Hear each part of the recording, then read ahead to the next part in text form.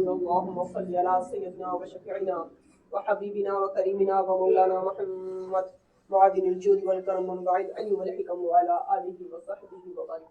قرآن عظیم اللہ کی کتاب ہے، اس کی فضیلت کو بیان کرتے ہوئے، اس کے مقام و مرتبے کو بیان کرتے ہوئے پیارے آقا حضور رحمت عالم صلی اللہ علیہ وسلم نے ارشاد فرمایا، کلام اللہ کو دوسرے کلاموں پر ایسے ہی فضیلت حاصل ہے جس طریقے سے خالق کو مخلوق پر فضیلت حاصل ہے۔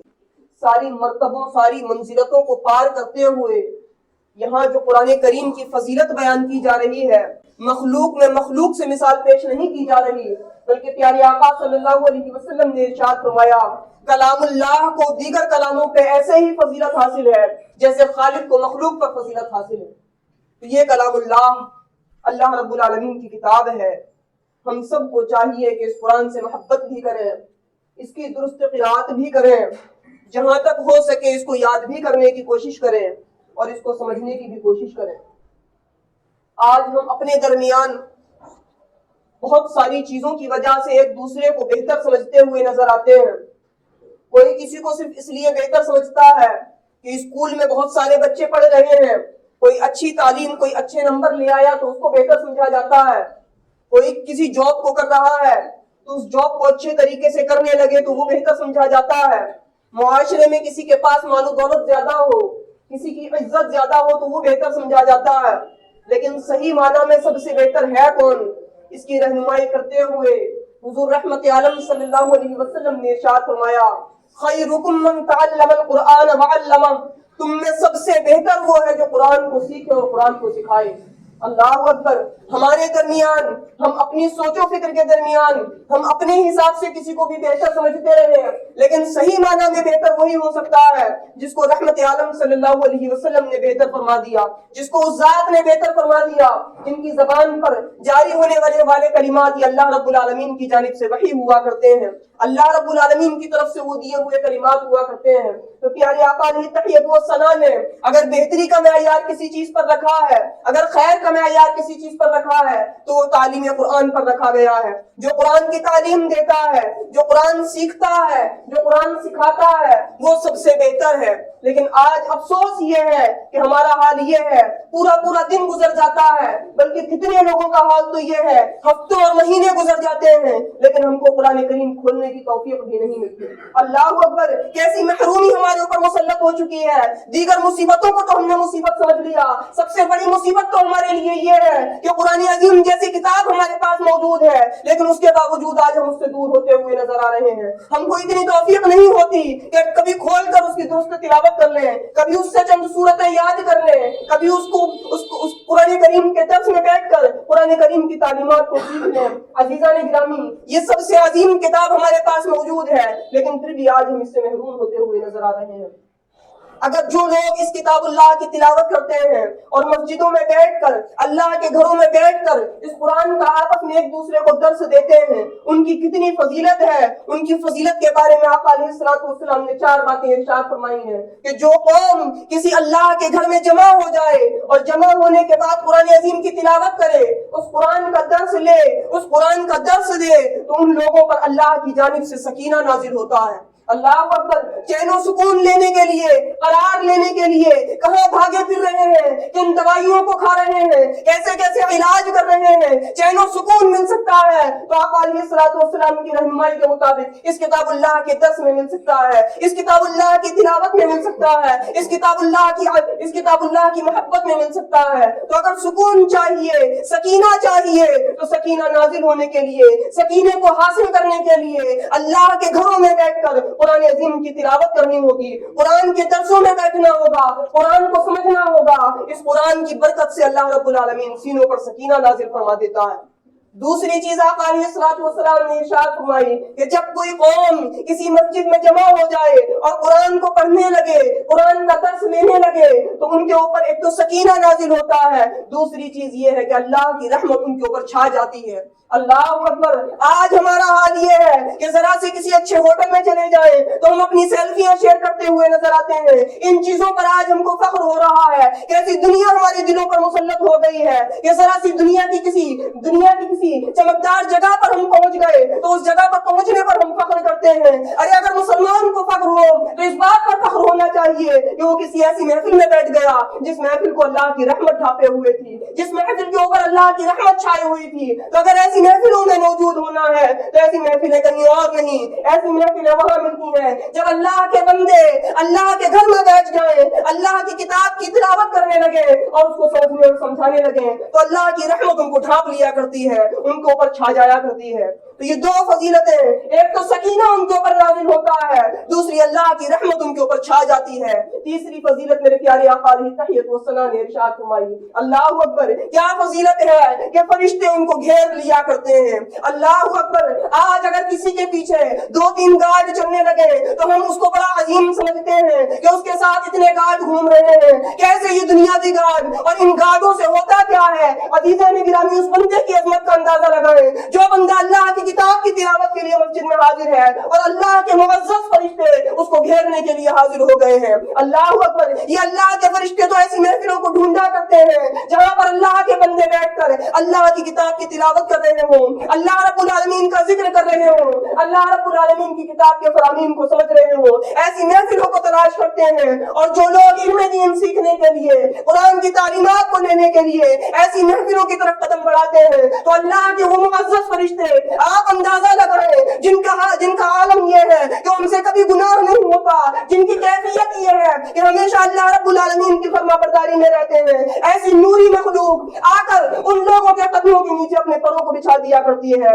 عزیزان گرامی, کتنا بڑا مرتبہ ہے, کتنی بڑی عظمت ہے, کیسی منزلت ہے, لیکن افسوس یہ ہے کہ ایسی محفلیں ہم کو میسر آ سکتی ہیں, ان چیزوں کو ہم حاصل کر سکتے ہیں, اس کے باوجود بھی ایسی چیزوں سے محروم ہوتے ہوئے نظر آ رہے ہیں.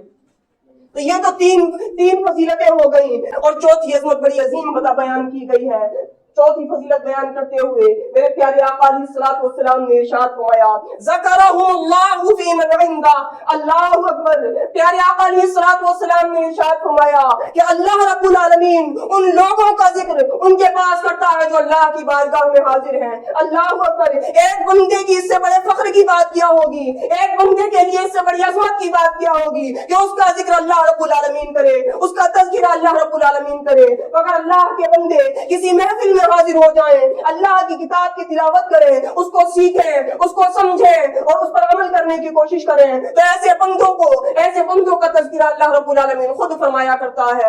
اللہ اکبر, کن چیزوں کے پیچھے آج ہم پڑے ہوئے ہیں, کہاں ہم کو فکر ہو رہی ہے.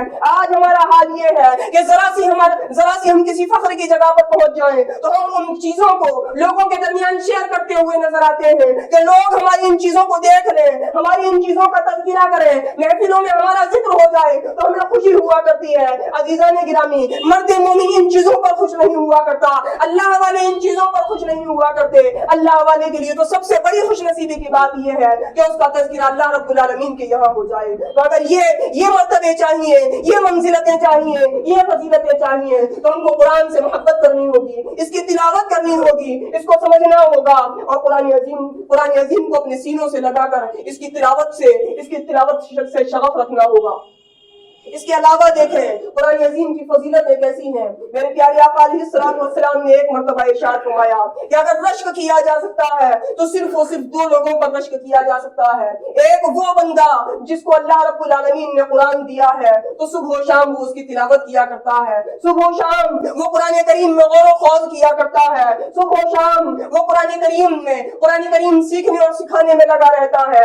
یہ بندہ اس لائق ہے کہ اس پر رشک کیا جائے. لیکن افسوس آج ہمارا حال یہ ہے کہ کسی کو اچھی گاڑی میں ہم گھومتا ہوا دیکھ لیں تو ہم کو رشک ہوتا ہے ہم کو بھی ایسی گاڑی مل جاتی. اگر ہم کسی کے بچے کے بارے میں سن لیں کہ وہ ڈی ایم بن چکا ہے, کسی کے بچے کے بارے میں ہم کو خبر مل جائے اس نے سی اے کا امتحان پاس کر لیا ہے, تو اس پر رشک کرتے ہوئے اپنے بچوں کو ہم ترغیب دلاتے ہیں, تم بھی اسی کی طرح پڑھو, تم بھی سی اے بن جاؤ, تم بھی ڈی ایم بن جاؤ, تم بھی ڈاکٹر بن جاؤ. عزیزان گرامی, یہ چیزیں قابل رشک نہیں ہے, یہ دنیاوی چیزیں ہیں. دنیا میں رہ جانے والی چیزیں ہیں. ارے اگر رشک کسی پر کیا جا سکتا ہے, کسی کو دیکھ کر یہ خواہش کی جا سکتی ہے کہ جیسی نعمت اللہ نے اس کو دی ہے ویسی نعمت ہم کو بھی مل جائے, تو یہ رشک کیا جا سکتا ہے تو صرف اور صرف دو بندوں پر کیا جا سکتا ہے جو میرے پیارے آقا علیہ الصلوۃ والسلام نے ارشاد فرمایا.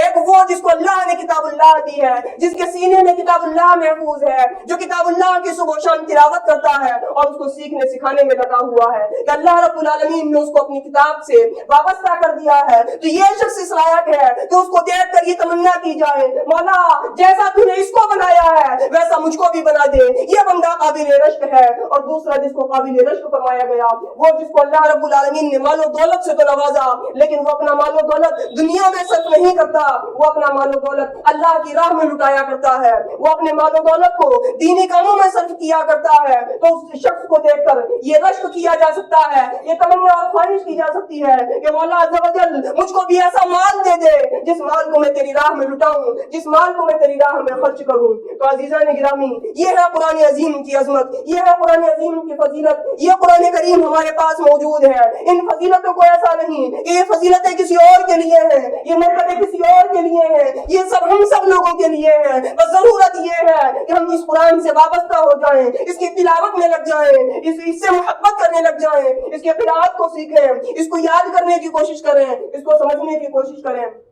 اور قرآن عظیم پڑھنے والوں کی کیسی عظمت ہے, کیسی فضیلت ہے. ایک حدیث پاک میں پیارے آقا علیہ الصلوۃ والسلام نے ارشاد فرمایا کہ اللہ رب العالمین کی تعظیم کرنے کے برابر ہے 3 لوگوں کی تعظیم کرنا.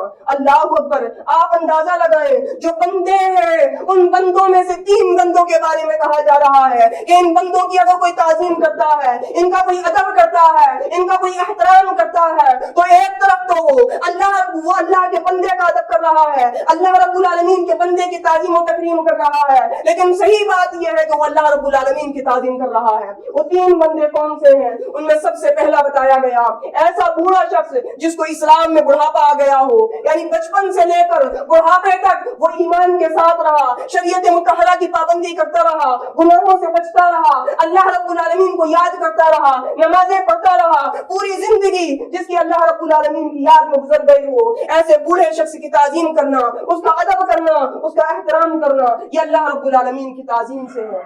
دوسرا بتایا گیا جس کی تعظیم اللہ رب العالمین کی تعظیم سے ہے وہ شخص جس کے سینے میں قرآن کریم محفوظ ہو, جو حافظ قرآن ہو, جس کو اللہ رب العالمین نے کتاب اللہ جیسی عظیم کتاب جس کے سینے میں محفوظ کر دی ہو.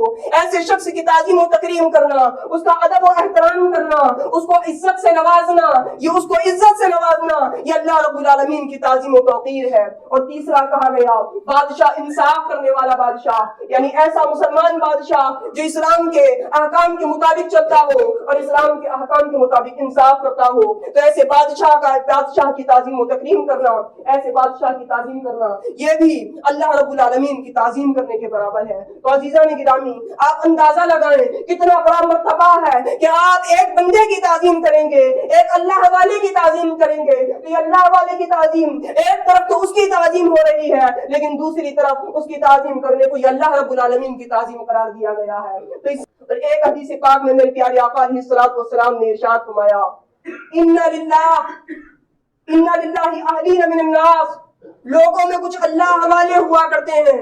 اللہ اکبر. صحابہ کرام نے عرض کیا یا رسول اللہ وہ کون ہے جو اللہ والے ہیں؟ آج ہم لوگوں کا حال یہ ہے کہ ذرا سا کوئی چند تسبیح لے کر بیٹھ جائے, ذرا سے وظیفے کرنے بیٹھ جائے, اس کو ہم اللہ والا سمجھنے لگتے ہیں. پیارے آقا علیہ الصلوۃ والسلام نے کس کو اللہ والا کہا؟ صحابہ کرام نے جب عرض کیا یا رسول اللہ وہ اللہ والے لوگ ہیں کون؟ تو میرے پیارے آقا علیہ الصلوۃ والسلام نے ارشاد فرمایا اہل القرآن اہل اللہ وخاصتہ, جو قرآن والے ہیں, جن کے سینوں میں قرآن محفوظ کر دیا گیا, جن کے سینوں میں قرآن کی محبت اتار دی گئی, جو قرآن کو سمجھنے سمجھانے والے ہیں, جو قرآن کا درس لینے دینے والے ہیں, یہ اہل اللہ ہیں, یہ اللہ والے ہیں, یہ اللہ رب العالمین کے خاص بندے ہیں. تو ہم اہل اللہ کو ڈھونڈنے کے لیے کہاں جاتے ہیں؟ اہل اللہ کو ڈھونڈنے کا بھی پتہ پیارے آقا علیہ الصلوۃ والسلام نے بتایا ہے, وہ یہ کہ جو لوگ قرآن سے وابستہ ہو چکے ہیں، جو لوگ قرآن کو حفظ کر چکے ہیں، جو لوگ قرآن کی قرأت کرتے ہیں، جو لوگ قرآن کو سمجھتے سمجھاتے ہیں، یہ اللہ والے ہیں۔ اپنی حاجتوں کو اگر وابستہ کرنا ہے، اگر کسی کی تعظیم و توقیر کرنی ہے تو اس تعظیم و توقیر کے حقدار کوئی اور نہیں، یہ اللہ والے لوگ ہیں جو قرآن عظیم والے ہیں۔ تو عزیزان گرامی، ہم سب کو بھی چاہیے کہ اس قرآن عظیم سے محبت کرنے کی کوشش کریں، اس کی درست تلاوت کرنے کی کوشش کریں، اور اس قرآن کے درس کو لینے کی کوشش کریں، اور جو قرآن والے ہیں ان کی تعظیم کی کوشش کریں۔ اللہ رب العالمین سے دعا ہے کہ ہمیں سننے سے زیادہ عمل کرنے کی توفیق عطا فرمائے۔ السلام علیکم و رحمۃ اللہ۔